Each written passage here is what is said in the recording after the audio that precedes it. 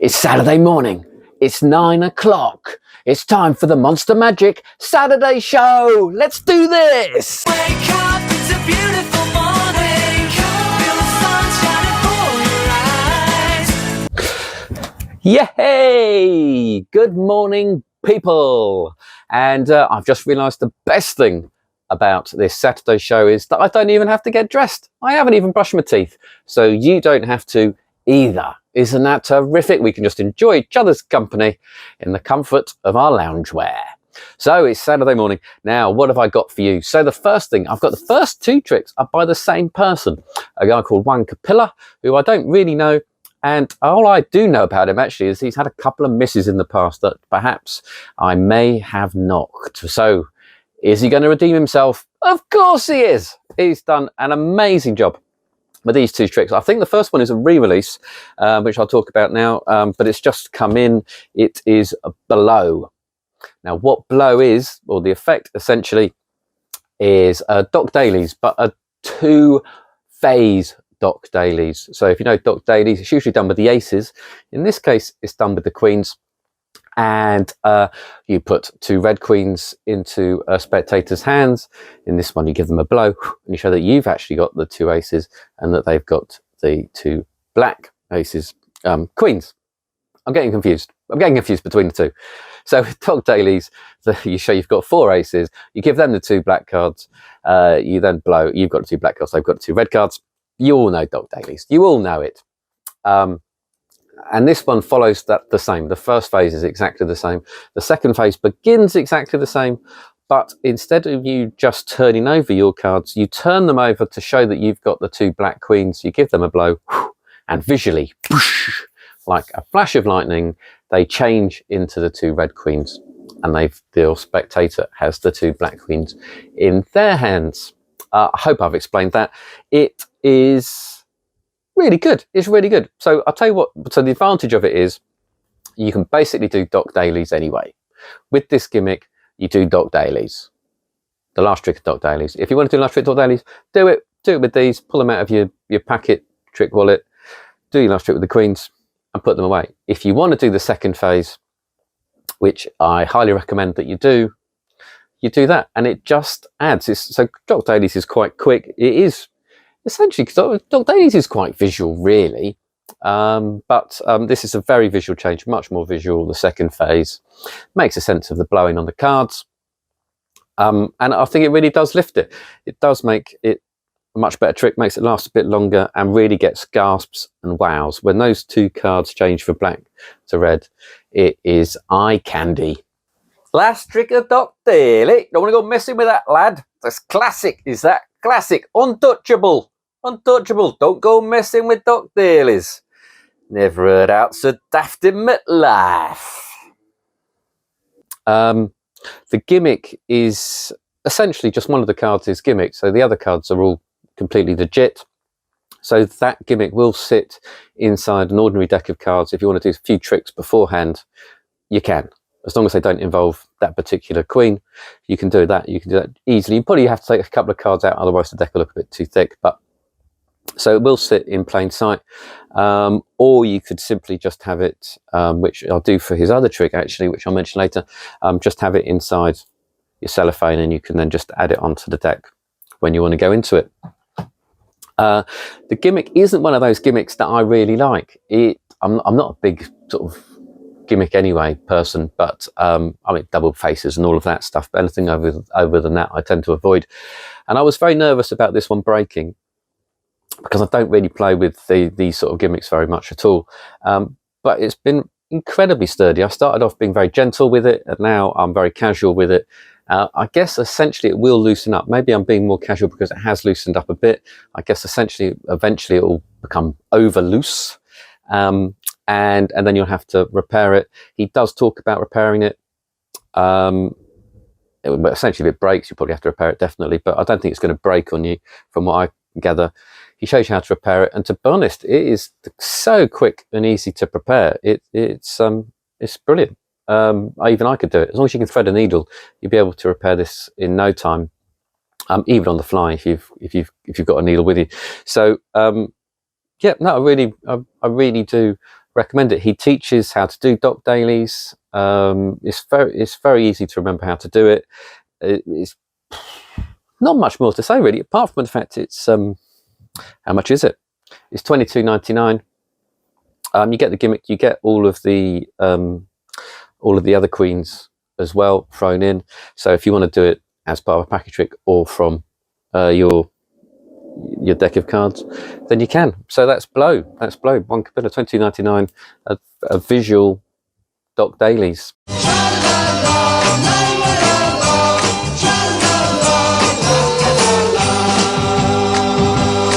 So next up we have Juan Capilla again, 52 Stunner.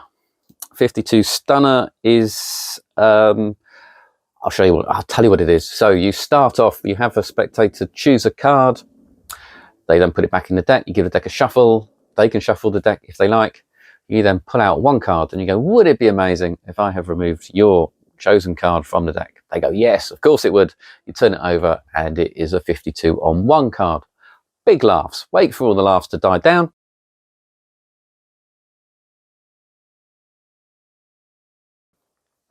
You then show them that the card that they chose is actually raised up a little bit on the 52 on one card, thus making it a prediction, showing that you had actually known what card they've chosen. More gasps ensue. You then ask them to look on the 52 on one card and to pick any card that they like. They pick one, and you then, just in their mind, you then go through the deck and you pull out one card and it matches the card that they were merely thinking of. Yes, it's a miracle. And actually it is. It is. I was saying that a bit cynically, wasn't I? I really like it. Really, really, really like it. It is basically, it's very similar to John Kennedy's Mind Power deck with how it works. So there is a bit of fishing. So the first phase, they do, you get them to choose a card, and that card is on the 52 on one deck. And that's pretty good. That's a bit of a groan, but they do get their prediction. I will mention right now that the actual pictures on the card, you might think that the cards are printed very small and it's hard to see, but in fact, which one of these is? But in fact, I mean, that's how big they are. But they've got to fit on to the card anyway, so they've got to be relatively small. And the fact that they're small does actually help a little bit. So it helps with the mind power principle that they are quite small, I think.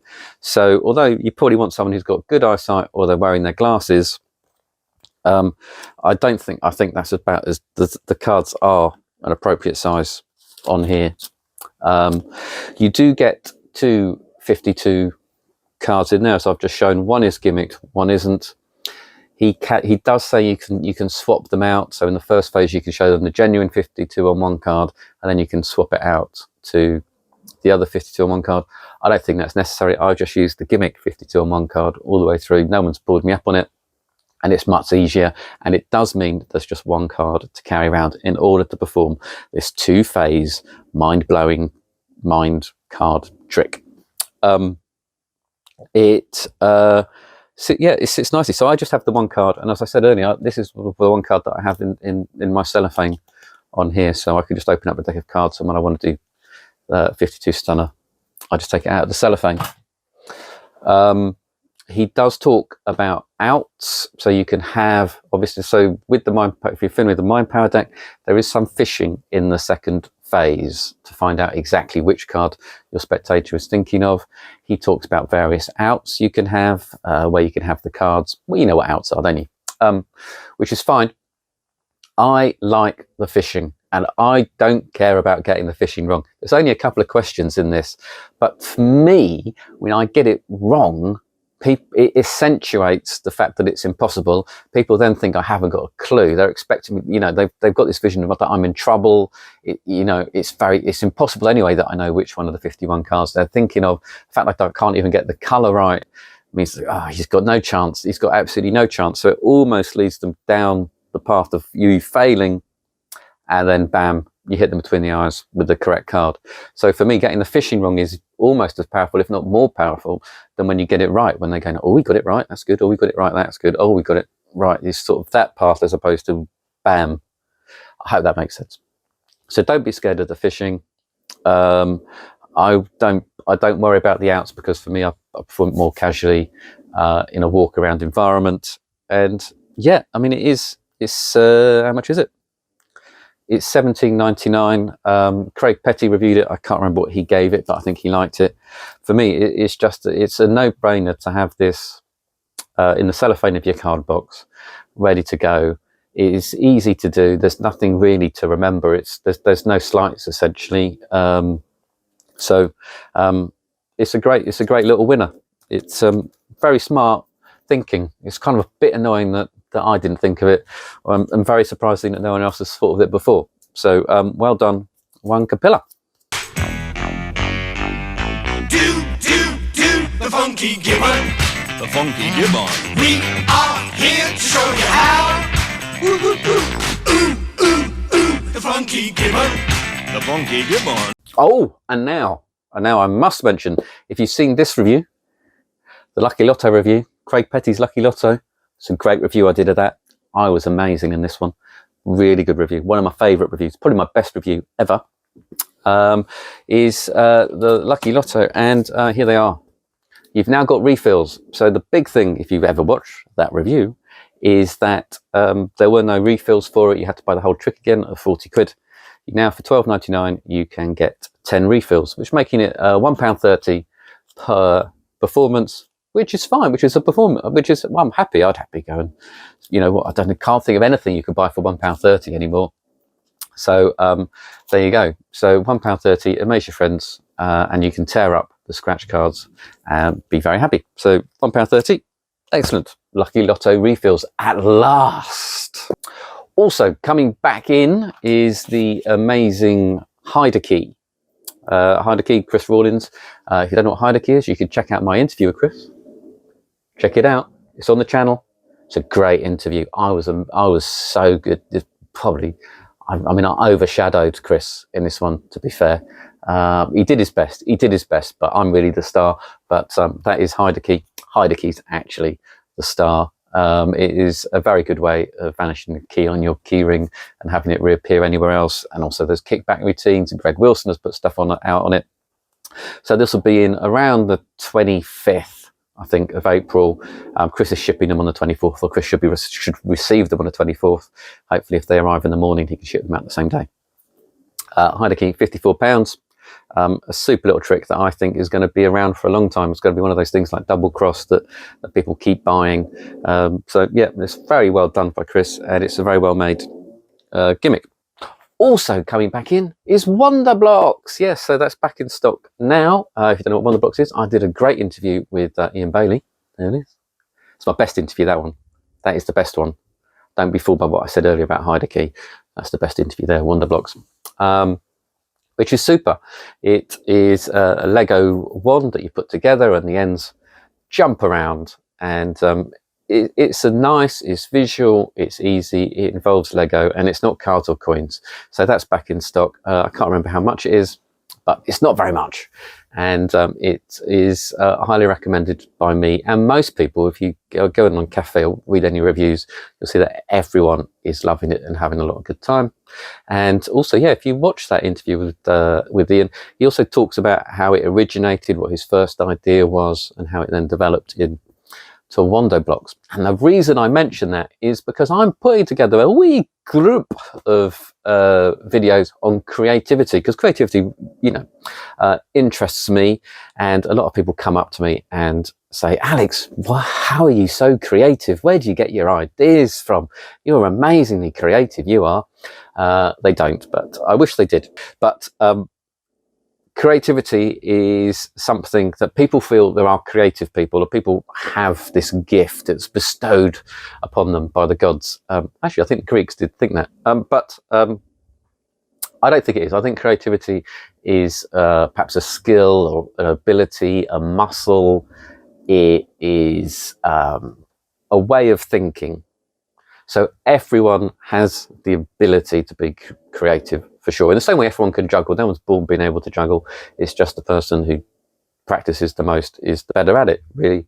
So I'm putting together a group of videos about creativity, and one of the things is Ian talks about, really, of having some, coming up with a trick, but actually essentially using the wrong objects for the trick, and then switching it. So sometimes you have to give up something in your creative process to create the genuine article. So that's a lovely little interview. Yeah, please do watch it. Please like it. Please share it. And actually, if you can, subscribe to this channel. Please subscribe. That way you won't ever miss any of these shows. You won't miss my reviews. And I've got a slight little wager on that I might get to 1,000 views by the end of April, which I get 2 new subscribers a video. So it's going to take me a decade. But if we can do it by the end of the month, that'll be great. Come on, people, subscribe. You know it makes sense. Hey, just stick the button. Give me a nice warm glow.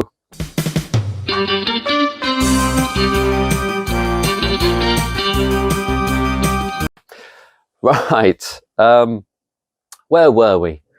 Oh, so I think the big release this week, we went on the website earlier in the week, on Wednesday, I think I put it up on the website, or Thursday maybe, is Predictions by, I don't know why I said it like that. It's Predictions by Roddy McGhie. I'll show you what you get. You get some prediction cards, and you get a special deck of cards. Okay, and this is, so the trick is, you show someone that you've got a child or a nephew, or someone's got a child, a child has drawn some prediction cards for you. He's a mind reader. He's predicted that you'll think of this card, and you give them this hand-drawn, childlike picture. I don't think a child's drawn them. I think Roddy is just terrible at drawing cards. So the back's drawn and the faces are drawn. You put one in their hand face down. They then name any card that they like from a deck of cards. You pull that deck out. So they've said the Fool of Hearts. You go, so you've thought of the Fool of Hearts. You then turn the card over in their hand, and it is a hand-drawn Four of Hearts that they've been holding all along. That's the basic plot. You can always watch the trailer. It is essentially Paul Curry's touch. So if you know that trick, you'll know exactly how this trick is done. Paul Curry's touch is done with 2 cards. This is only done with 1, which makes it slightly shorter, but there is an advantage to that, which I'll touch upon. The whole deck is essentially gimmicked, which is why you get a special deck, and you get some of these hand-drawn cards, which are great. They're nice, they're colourful, and it saves you having to draw all your cards. I don't know if you ever bought a Child's Play by Chris Conkery, which is a brilliant trick. Harder to do than this one probably, but you have to draw all the cards yourself. And this you don't. It's nice that they all come printed and ready-made, and essentially it's a joke, so they don't necessarily have to believe that your child's drawn these cards. It's just a nice hook, and it does give Paul Curry's touch a very good hook. Touch by Paul Curry. Best trick ever, that. Don't go messing with that, lad. Don't go messing with the classics. Only end in heartbreak. In fact, thinking about it, it's probably more in common. So when Paul Curry released Touch back in the 1930s, I think, maybe that's too early, I'm not sure. It was borrowed by some other people, I think in Germany, might be Austria. I remember making it all up, and they provided a deck of cards that had blank backs so that you could actually draw on them or write on them, and I think that was called Altissimo or Predicto or whatever they marketed them as back then. So it's more similar to that. I don't think Paul Curry was terribly happy about them doing that, but obviously Penguin have the rights to this, so it's fine. So it's Paul Curry's Touch, all pre-printed, all ready to go with this lovely hook. There is a move in it. It is the Monty turnover, the Monty move, the 2-card Monty turnover move. I'm not quite sure what its exact definition is. I should have probably looked it up. It's very easy to do.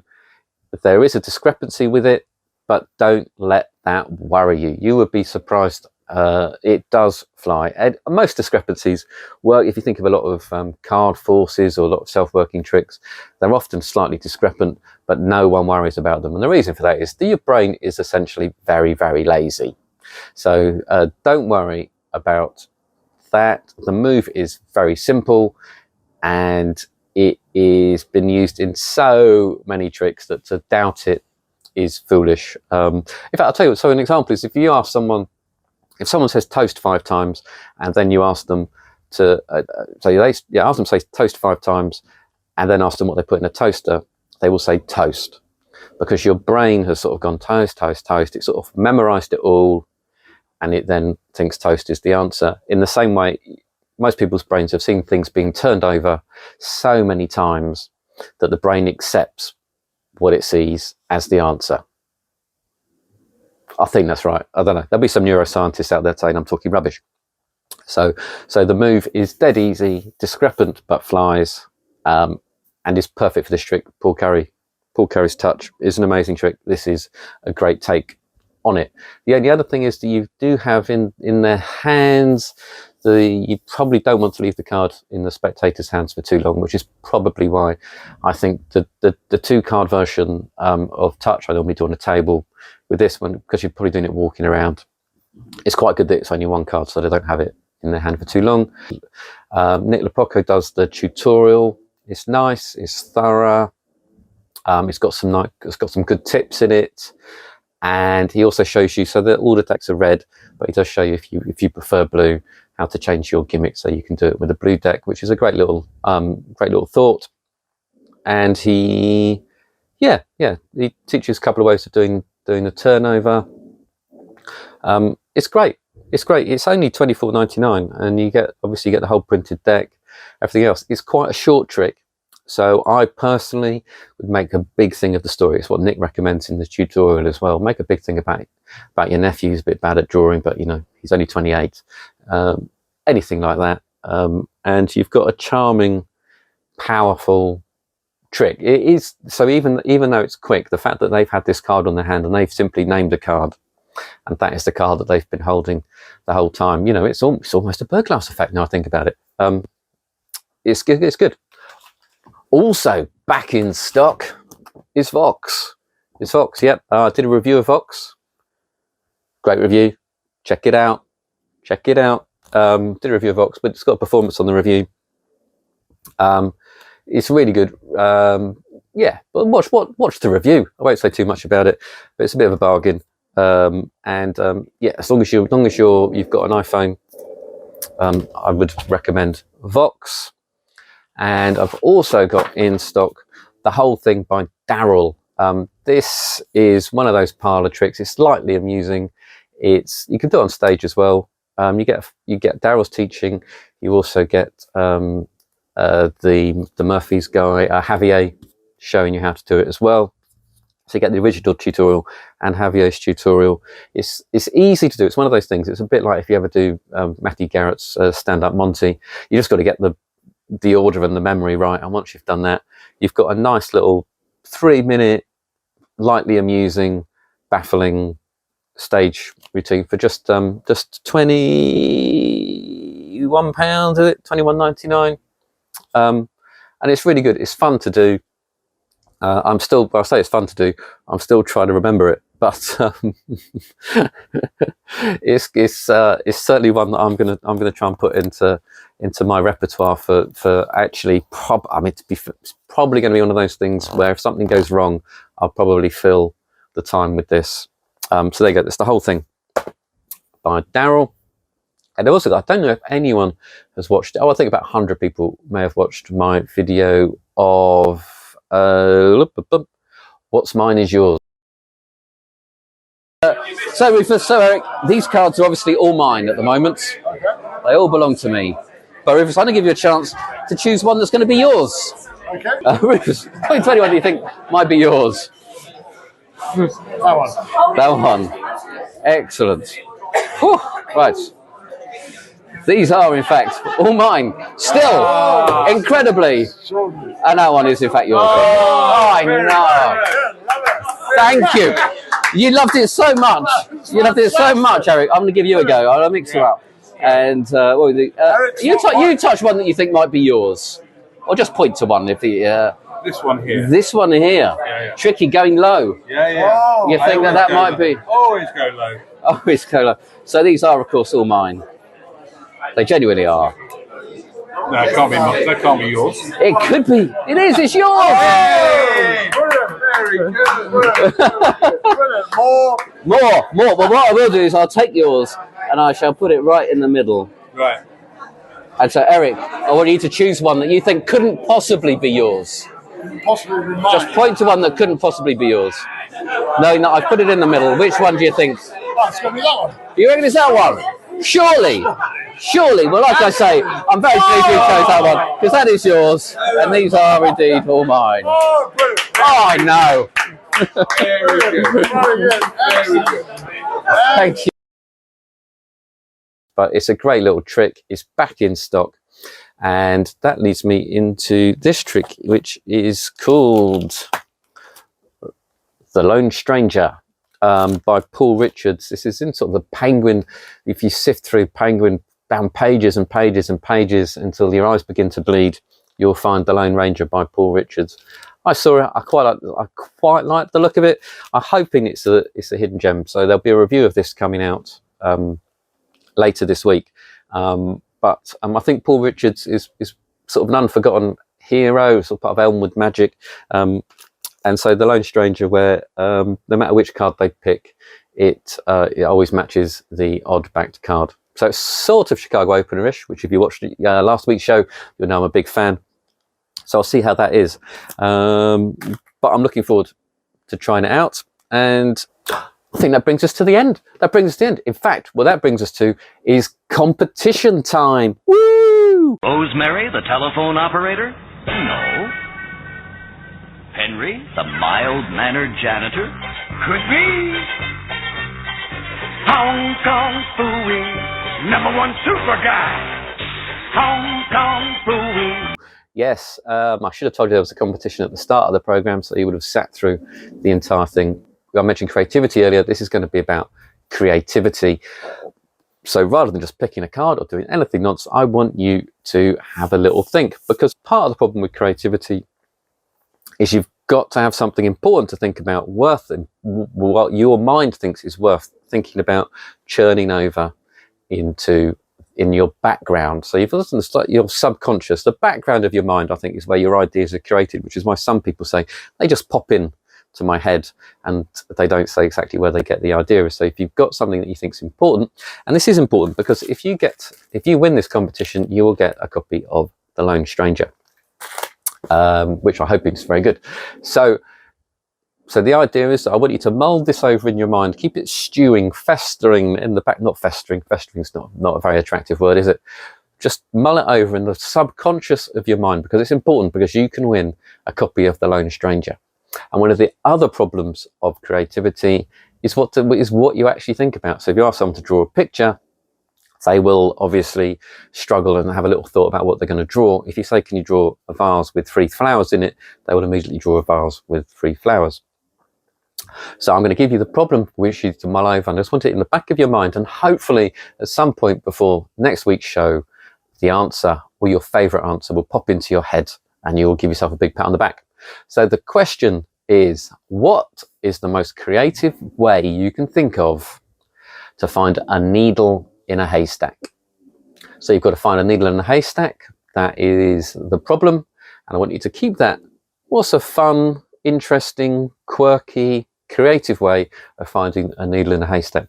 Pop it in the comments to this video, and I don't think anyone's going to judge you. No one's going to put a name to a face whilst walking around a convention. So don't worry about being judged, although I'll be judging it, obviously. So, but don't worry. Everyone should have a go, and you can have as many entries as you like. So the more creative ideas you get, and you'll probably find the more you start writing, the more creative you'll get.